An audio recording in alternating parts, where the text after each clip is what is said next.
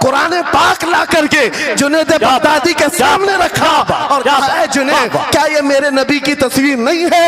आंखें देखना हो तो पढ़ो, मा ज़ागल बसर हुआ मा तगा, चेहरा देखना हो तो पढ़ो, वद्दुहा वल्लैलि इज़ा सजा, हाथ देखना हो तो पढ़ो, वमा रमैत इज़ रमैत वलाकिन्नल्लाह रमा, अगर कदम देखना हो तो पढ़ो, ला उक़सिमु बिहादल बलद व अंत हिल्लुम बिहादल बलद, अगर सीना देखना हो तो पढ़ो, अलम नशरह लका सदरक व वदअना अन्का विज़रक, अगर इस नबी की गुफ्तार देखना हो पढ़ो, वमा यंतिकु अनिल हवा इन हुवा इल्ला वहयु यूहा, इस महबूब की अताएं देखना हो तो पढ़ो, इन्ना आतैना कल का नारे तकबीर।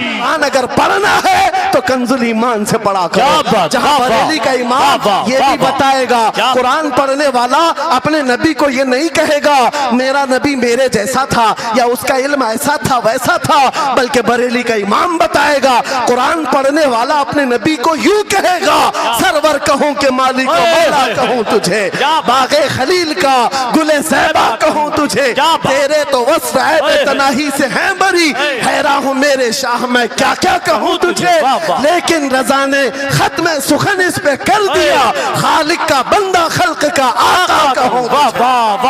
हमारा शिवा है पूरी दुनिया में कि सिर्फ और सिर्फ रसूल पाक की गुलाम कौम ऐसी है जो 1 मिनट में पूरा सन्नाटा तारी कर सकती है। किसी ने एक साहब से पूछा था, वेल ट्रेन्ड फौज जो होती है, चाहे वो अमेरिका की हो कि रशिया की हो कि जापान की हो, चाइना की हो, उनसे पूछा गया कि अगर 10,000 फौज को सफों में खड़ा करना हो और उनको रेडी करना हो तो आपको कितना टाइम लगेगा?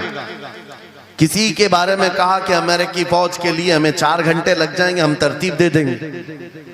रशियन फौज के लिए 3 घंटे लग जाएंगे, चाइनीज और एक्टिव हैं, 2 घंटे में अपनी सफे तरतीब कर लेंगे। उस मुसलमान दानिश्वर ने कहा, अल्लाह का करोड़ों एहसान है, 1 लाख से ज्यादा का मजमा होता है हरम काबा में भी और हरम रसूल में भी। इमाम सिर्फ 1 मिनट में कहता है सफे दुरुस्त कर लो, किसी को डंडा मारने की जरूरत नहीं, सबकी सफे खुद दुरुस्त होती है। ये कौम है जो अपनी सफे खुद दुरुस्त करती है। मस्जिदों में, जुमा में, ईदगाह में जाकर कोई लकड़ी लेकर नहीं फिरता कि अपनी अपनी सफ़ें दुरुस्त कर लो।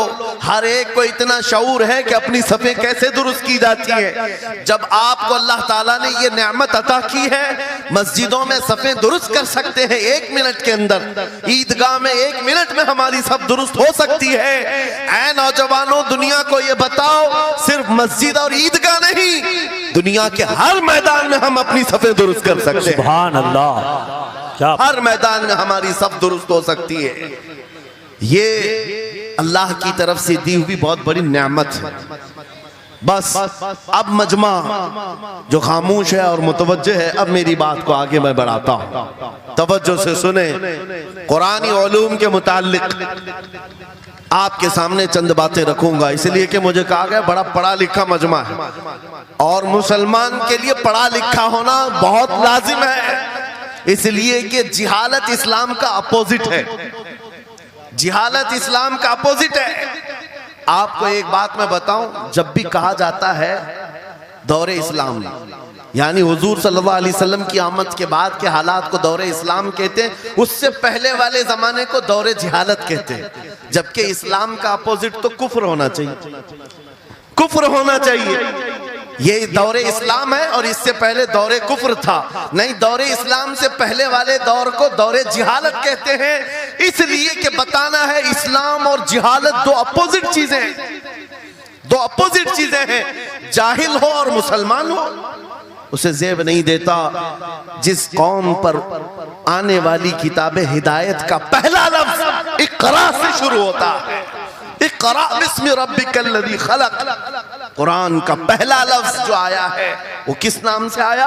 पढ़ो अपने रब के नाम से, पढ़ो अपने रब के नाम से। और इल्म नहीं है तो कुछ नहीं है तुम्हारे पास। इमाम गजाली तो फरमाते अन्नासु कुल्लुहुम मौता इल्लल उलमा, ये सारे इंसान मुर्दा हैं, जिंदा अगर कोई है तो इल्म वाला है, इल्म वाला जिंदा है। और जिहालत की तारीकियों में भटकने वाले की मिसाल ऐसी ही है जैसे अंधेरी कोठरी में बैठा हुआ है, कहीं रोशनी का आने का इंतजाम नहीं, उसके सामने हलवा रखो कि गोबर रखो, दोनों बराबर है। जाहिल आदमी के लिए ऐसा ही है, कभी उसका हाथ इसमें पड़ेगा, कभी उसका हाथ इसमें पड़ेगा। जब नजर नहीं आ रहा है तो हलवा को गोबर समझकर खा लेगा और कभी गोबर को हलवा समझ के खा लेगा, गलाजत उसके लिए बराबर हो जाएगी। लेकिन इल्म को कहा गया अल इल्मु नूरुन, इल्म रोशनी है। जिसके पास इल्म आता है वो तमीज सीख जाता है, उसके पास अखलाक आ जाते हैं, वो हलाल और हराम के फर्क को समझने लगता है, बुरे और अच्छे के दरमियान फर्क मालूम होने लगता है। इसीलिए मेरे अजीजों, मुझे बड़ा गर्व है और फख्र है, हमारी खानकाह से ये आवाज आती है, आधी रोटी खाएंगे और बच्चों को पढ़ाएंगे। बेशक, क्यों? बेशक। उस अजीम खानकाह से ये आवाज दी गई, क्यों? सिर्फ इसलिए नहीं कि तुम बड़े होकर के डॉक्टर बनोगे, इंजीनियर बनोगे। लोगों की नजर में अब बात यही रह गई है, पढ़ा इसलिए जाता है कि डॉक्टर बनना है, इंजीनियर बनना है और कमाना है, बहुत कमाना है। इल्म जो है आज कमर्शियल बना लिया गया। इल्म इसलिए नहीं, इल्म इसलिए हासिल किया जाता है कि बंदा खुदा को पहचाने, बंदा अपनी हकीकत को पहचाने, जिंदगी गुजारने के उस्लूब उसे मालूम हो जाए। इल्म इसलिए सिखाया जाता है। बहुत सारे लोग सिर्फ नौकरी के लिए समझते हैं कि इल्म हासिल करना चाहिए, नौकरी के लिए नहीं, अपने अखलाक को बुलंद करने के लिए इल्म आना बहुत जरूरी है। मेरे अजीजों, कुरान अज़ीम वो हिदायत की किताब तुम्हारे पास आई, इस कौम के लिए अलमिया नहीं है तो और क्या है, जो किताब उलूम का जखीरा है। आज दुनिया उस किताब पर रिसर्च कर करके नए इल्म और फनून हासिल कर रही है। उस किताब को तो हम मुर्दों पर पढ़ने के लिए रखे हैं।